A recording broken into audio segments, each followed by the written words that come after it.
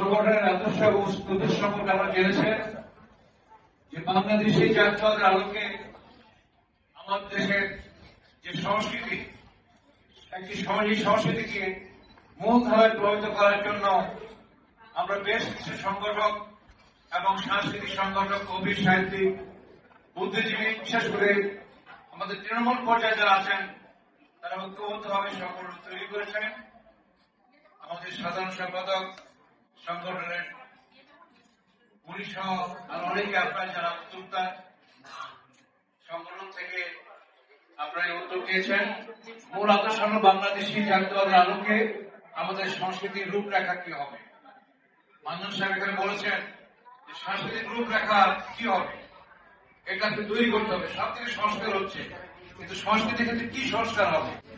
শহীদ president Ziaur Rahman এই সাংস্কৃতিক রূপরেখা প্রণয়ন কমিটি করেছিলেন। সেই সময় আমি জাতীয় সাধারণ সম্পাদক ছিলাম এবং আমার সৌভাগ্য হয়েছিল সাংস্কৃতিক উপদেষ্টা পরিষদের সদস্য হওয়া। এই বাংলাদেশি সংস্কৃতির রূপরেখা প্রণয়ন কমিটি তখন একটা রূপরেখা প্রণয়ন হয়েছিল, তারপরে সেই সাংস্কৃতিক রূপরেখা আর চালু হয়নি। সেটাকে ধ্বংস করে নতুন ভাবে ভারতীয় সংস্কৃতির আদলে এদেশের সংস্কৃতিকে প্রচলন করার জন্য, আধিপত্যবাদী সংস্কৃতিকে এখানে প্রতিষ্ঠা করার জন্য যেভাবে আকর্ষণ করা হয়েছিল তা আমরা সবাই জানি। আজকে আমাদের সংগঠনের পক্ষ থেকে আমরা বেশ কিছু প্রস্তাব এখানে নিতে চাই যে বর্তমানে আমাদের শিল্পকলা একাডেমি, বাংলা একাডেমি সহ সাংস্কৃতিক অঙ্গনে যে সকল প্রতিষ্ঠান রয়েছে সেই প্রতিটি প্রতিষ্ঠানে এবং বিভিন্ন মন্ত্রণালয়ে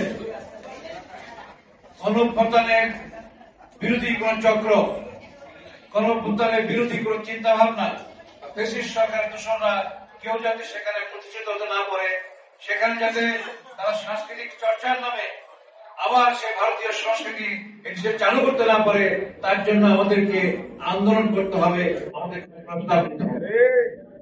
আমরা আসুন আগামী দিনে সাংস্কৃতিক আগ্রাসন প্রতিরোধে আমরা সবাই ঐক্যবদ্ধ হই। আমরা সবাই ঐক্যবদ্ধ হয়ে আরো যারা সংগঠন বাংলাদেশের বিভিন্ন জায়গায় আছেন, জাতীয়তাবাদী চেতনা বিশ্বাসী, সবাইকে আমরা ঐক্যবদ্ধ করতে চাই এবং সবাইকে একটা প্ল্যাটফর্মে এনে আমাদের রাজনৈতিক এবং সাংস্কৃতিক পরিমণ্ডলে আমরা নতুন ধারা সৃষ্টি করতে চাই, যে ধারার মধ্য দিয়ে আমাদের সাংস্কৃতিক নিজস্ব রূপরেখা, নিজস্ব ধারণা, সৃজনশীলতা আমরা যেন প্রতিষ্ঠা করতে পারি। আমরা যেন সত্যিকার অর্থে সাংস্কৃতিক আগ্রাসন মোকাবেলায়, সাহিত্য আগ্রাসন মোকাবেলায় আমরা কাজ করতে পারি। আপনারা জানেন স্বাধীনতার পর ঢাকা কেন্দ্রিক বাংলা ভাষা উৎকর্ষ সাধন হয়েছে, নিজস্ব ভাষা আমরা সৃষ্টি করেছি। স্বাধীনতার পরেও আমাদের বাংলাদেশের সংস্কৃত নিজস্ব ধারা সৃষ্টি হয়েছে।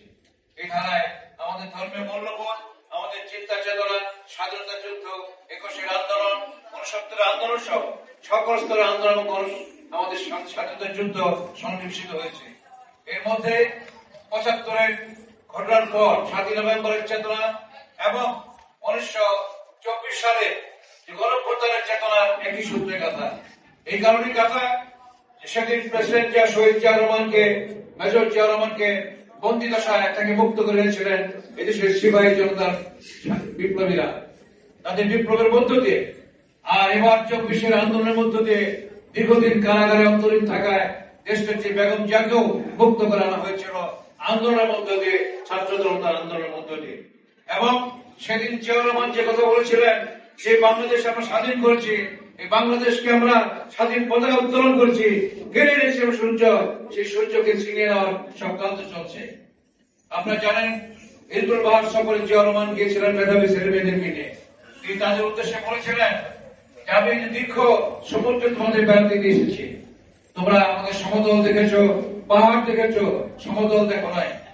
এই মেধাবী ছেলেমেয়েরা তোমাদেরকে পাহাড়, পর্বত এবং সমতলের বাংলাদেশকে পরিচিত করার জন্য এনেছে। আর এই যে সমুদ্র দেখো, এই সমুদ্রের নিচে রয়েছে আমাদের অধিক তেল এবং সম্পদ, এগুলো আহরণ করতে হবে।